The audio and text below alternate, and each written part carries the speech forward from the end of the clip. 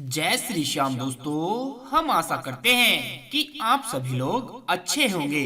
दोस्तों, आज के अपने इस वीडियो में हम जानेंगे मनुष्य की बर्बादी के 3 कारण। भगवान श्री कृष्ण कहते हैं कि मनुष्य की बर्बादी 3 कारणों से होती है। तो चलिए दोस्तों, जान लेते हैं वह 3 कारण कौन से हैं जिन्हें करके मनुष्य बर्बाद हो जाता है। कहीं आप भी तो वो गलतियां नहीं कर रहे हो। जानकारी अगर आपको अच्छी लगे तो चैनल को सब्सक्राइब करना ना भूलें। प्राचीन काल की बात है, एक नगर के पास जंगल में एक सन्यासी रहते थे जो कि संसार के तमाम आकर्षण से दूर रहकर कई वर्षों की तपस्या से अपनी शक्तियों को जागरूक किया था।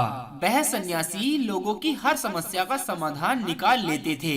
वह धीरे धीरे आसपास के क्षेत्र में प्रसिद्ध होने लगे। फिर यह बात एक दिन राजा को पता लगती है। राजा ने उस सन्यासी से मिलने का फैसला किया और वह उस सन्यासी से मिलने चले गए। राजा उस सन्यासी की बातों से बहुत ही प्रभावित हुए और उनसे अपने राज्य में साथ ही महल में रहने का आग्रह किया। सन्यासी इस बात को मान गए और राजा के महल में उनके साथ रहने लगे। कुछ वर्षों तक वह सन्यासी वहीं रहे।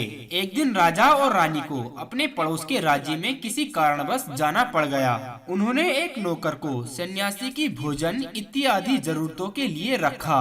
होता क्या है, एक दिन नौकर बीमार पड़ जाता है और फिर सन्यासी को खाना खिलाने वाला कोई नहीं रहता।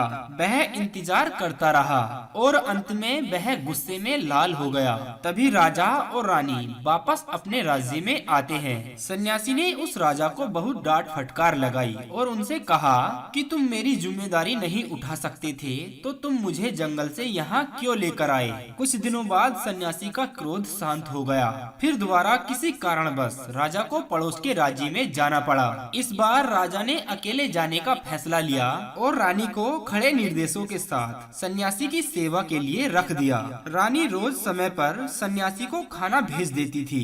एक दिन रानी किसी कारणवश सन्यासी को खाना भेजना भूल गई और वो स्नान करने चली गई। सन्यासी को खाना नहीं मिला तो सन्यासी ने काफी इंतजार के बाद महल के अंदर प्रवेश करने का फैसला किया।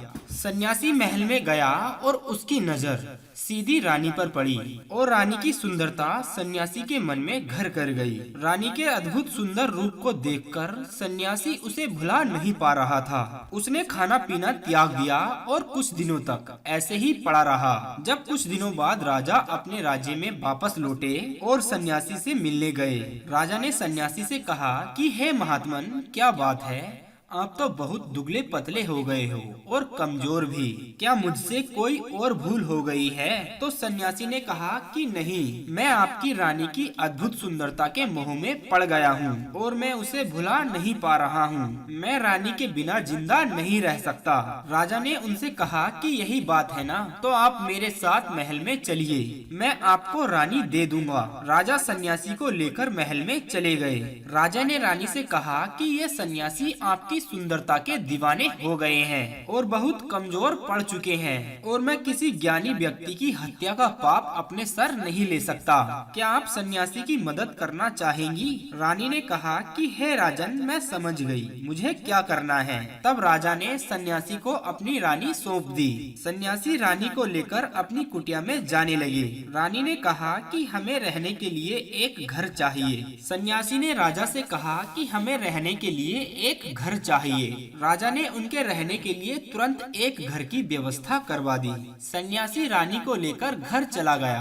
रानी ने कहा कि ये घर तो बहुत गंदा है, इसे साफ करवाइए। सन्यासी ने राजा से कहकर उस घर को साफ करवा दिया। राजा के हुक्म से उस घर को साफ करवा दिया गया। फिर नहा धोकर वह रानी सन्यासी के आगे बिस्तर पर बैठ गई और सन्यासी भी रानी के पास आकर बैठ गया। फिर रानी ने उस सन्यासी से कहा, क्या आप जानते नहीं आप कौन थे और आज आप क्या बन गए हो? आप एक महान सन्यासी थे जिनके आगे राजा भी अपना शीश झुकाते थे और आज आप काम वासना के कारण मेरे गुलाम बन गए हो। यह सुनकर सन्यासी को ज्ञात हुआ कि वह तो एक महान सन्यासी था जिसने संसार के सभी सुखों को छोड़कर जंगलों में निवास करने लगा था। फिर सन्यासी ने राजा को बुलाया और उनकी रानी को राजा को सौंप दिया और राजा से कहा कि हे राजन, आज मैं आपको मनुष्य की बर्बादी के 3 ऐसे कारण बताऊंगा जिनको यदि व्यक्ति ना करे तो वह अपने जीवन में कभी दुखी नहीं होगा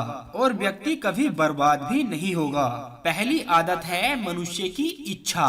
इच्छा ही दुनिया के हर एक मनुष्य के अंदर सबसे पहला अवगुण होता है और जो व्यक्ति अपनी इच्छाओं को अपने काबू में नहीं रख पाता है वह जीवन के किसी भी क्षेत्र में सफल नहीं होता है, क्योंकि जैसे ही उसकी एक इच्छा पूरी होती है वह दूसरी इच्छा की ओर बढ़ने लग जाता है और दूसरी इच्छा पूरी होने के बाद तभी उसके मन में तीसरी इच्छा घर बना लेती है और फिर मनुष्य के ऐसा करते करते इच्छाओं पर काबू न होने के कारण मनुष्य इच्छाओं के जाल में उलझ जाता है और फिर एक समय के बाद उस मनुष्य को दुख का अनुभव भी होने लगता है। इसीलिए हे राजन, जब हम अपनी इच्छाओं पर काबू पा लेते हैं तो हम हमारे मन पर भी काबू कर लेते हैं और जब हमारा मन हमारे बस में होता है तब हमें सुख की प्राप्ति होती है, केवल सुख की। फिर जो हम चाहते हैं वही हमारे साथ होता है। और मनुष्य की बर्बादी का दूसरा कारण है